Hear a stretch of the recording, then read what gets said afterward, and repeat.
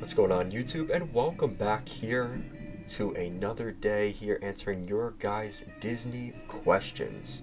So today we're in Disney's Hollywood Studios and we're going to be answering some of your questions involving the studios and some ties to Hollywood Studios. So let's get right into it. Also, if you have any of your own questions that you'd like to ask me, let me know down below and maybe I'll answer it in the next Disney Q&A. All right, so we're starting off here in Hollywood Studios down Sunset Boulevard for a reason, because the first question is, TDL, thank you for the videos. I appreciate all your Disney knowledge, and I'd love to see more videos. Hopefully you answer my question. Well, here you go. Your wish is my command. I heard a recent rumor that they're going to be closing Beauty and the Beast live on stage at Disney's Hollywood Studios. What are your thoughts on them closing Beauty and the Beast, and what would you like to see them replace Beauty and the Beast with? So thank you for the great question, and so I'm going to confirm right off the bat, these have been rumors we've been hearing for years about Beauty and the Beast closing. Nothing has been confirmed by Disney quite yet. Beauty and the Beast has been here basically since they opened Sunset Boulevard, and you have to remember this old theater there used to be a very similar outdoor theater at the end of Sunset Boulevard. And then obviously when they did Tower of Terror, RockNRoller Coaster, they added all those attractions. They decided to tear the building down, put a similar building back here, and add down the street as an expansion, right? So this is a great question. Now, if I had to answer it right now, I would say, knowing the Disney company today, I think they'd put like an Encanto or a Moana sort of attraction back here, right? This is a huge theater, so if they were to tear it down and put an attraction back here, I would also be completely fine with that. But knowing Disney's strategy, I think they have really good live entertainment in Hollywood Studios. I think it's just Beauty and the Beast is so outdated. I love that. I love this theater show, right? And it's one of the very few things left with Indiana Jones that kind of pays homage to MGM Studios. But I gotta be honest, I'm totally okay if they ripped out Beauty and the Beast and put in Moana or Encanto. And it's an easy money grab, and it's a great way to update the show. But I think that's the direction they're eventually going to go in. I could see them also doing some sort of Pixar sort of thing too, but there's so much Pixar already in Toy Story Land. Like, I'd like to see something different, right? I'd like to see something Encanto or Moana back here, but that's a great question. So there's another great question, and kind of staying in this area. You said, thank you for all your informative videos, and thank you for watching them.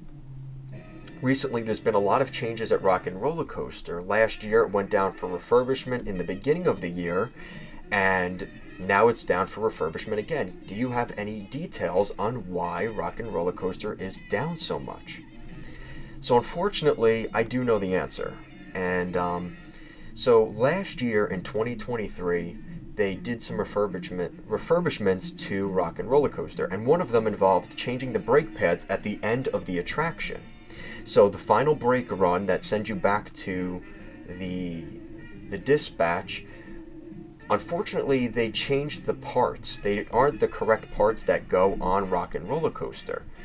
So they kind of went with the budget route, and I think Disney's paying the consequences for that right now. Apparently, they changed the brake pads. They weren't meant to be on this attraction, and now, less than a year later, they're having problems with the brake pads again.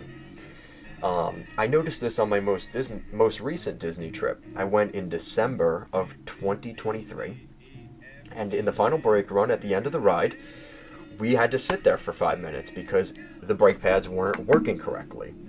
So Disney's been having this problem now for a couple of months, and I think it actually got to the point where there was actually smoke on the brake pads at the end of the year, I think a few weeks after I left, and now they are replacing it again.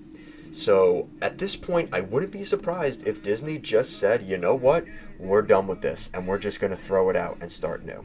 I would not be surprised if Disney did that. And that's really unfortunate, because this is a great attraction. I love Aerosmith, and I love rock and roll. This is like my perfect attraction. It's roller coasters, rock and roll, Aerosmith. I love it. But I do think this is kind of getting to the point where its shelf life is kind of coming to an end. And this is a fairly old Vekoma roller coaster. And I could totally see Disney just ripping this building down, ripping down RockNRoller Coaster, and whatever they expand with Animation Courtyard, using this area and building an entire new land out of it. So that's my thoughts on it. Yeah, it's really a shame what's happened to RockNRoller Coaster. It's kind of much maligned history. I think we're going to look in 10 years from now at this video and say, yeah, unfortunately the Diamond Line was right on this one. And I hate to be right all the time, but I think I'm going to be right for this one. And this is the part that has been having a problem right here at the end of the ride. So hopefully I answered your question there. So staying in Disney's Hollywood Studios, we had a question. So one of you guys said, I have one day in the Disney parks later this year, and I'm going to Disney's Hollywood Studios to see all the new Star Wars stuff. But I have a question. Which restaurant should we go to? And, you know, give your thoughts. So thank you for the question.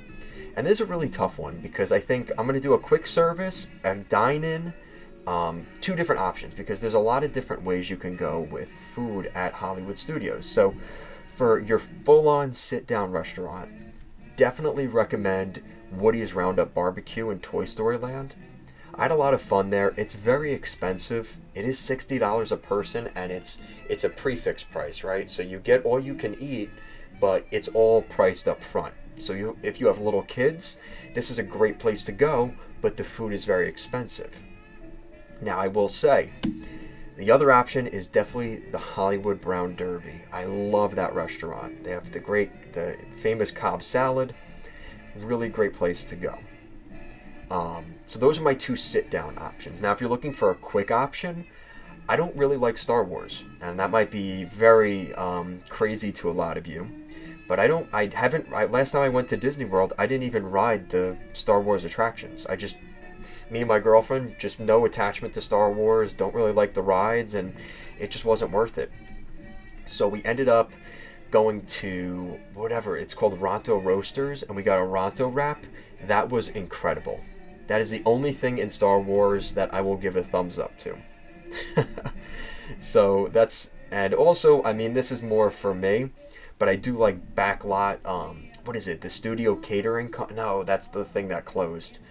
Whatever this building is over here, whatever the old backlot catering thing is over here. ABC Commissary also has some decent food, but it's not great. And also Pizza Rizzo. I would usually go there for the dessert. They usually have good cannolis, or they have a good seasonal dessert. Like I think I had the snowman melted sugar cookie, and that was really good. So either this here, whatever this is called, I cannot believe I don't remember it now. I'm really disappointed. I think it's Backlot Catering or something. And then, of course, Pizza Rizzo, it's Wrap Pizza, right? World's most famous pizzeria. And that's over here in Muppets Courtyard. But there's a lot of good dining options in Disney's Hollywood Studios. But like I said, Brown Derby, Roundup Rodeo Barbecue for your sit-downs, and then I would also recommend, for a quicker thing, a Ronto wrap at Star Wars. And then the final question today, and it's a really good one. What are your thoughts on Michael Eisner? Okay, so this might be a controversial take. I like Michael Eisner. I remember Michael Eisner for all the good things he did in the Disney company. I mean, look at what happened. I mean, Disney would not be Disney today if it weren't for Michael Eisner. He brought in MGM Studios. He technically opened Epcot, but, Epcot was already well underway, so he kind of was just there for the opening. And he also opened Disney's Animal Kingdom. So 3 of the 4 parks, Michael Eisner was at the induction ceremony of. So it's no surprise to me that, in my opinion, I think Michael Eisner is the best CEO of Disney in terms of the parks at Walt Disney World. The amount of changes that happened at Walt Disney World under Michael Eisner, I find it really hard to not like him. He was very much experimental with changing the Tiki Room, changing attractions and things like that people didn't like. But there were so many things that I think are lost in today's Disney that, we always remember the things about him that were good, but he also was, you know, he kind of became a dictator of Disney at toward the end, and he didn't want to give up his reins at Disney, and eventually he got kicked out by who is now Bob Iger. And unfortunately, I think we're seeing history repeat itself right now, because I think Bob Iger probably needs to be seen the door at this point, and we need to see somebody new. But that's for another video. But it's a great question nonetheless. I love Michael Eisner. He brought in the Muppets. He brought in, well, technically the Muppets were brought in, I think, after. I'm trying to remember whether it was right. It was right around that time. I think it might have been one of the last things that he actually did, if I'm not mistaken. But maybe one of you guys can fact check me on that. But great question, though. And that's our last question for today. Hopefully you guys enjoyed today's video. I really enjoyed making it. I love answering your guys' questions. You guys give some really good questions that I have to think about. So I really do appreciate that. As always, thank you so much for watching, and have a magical day.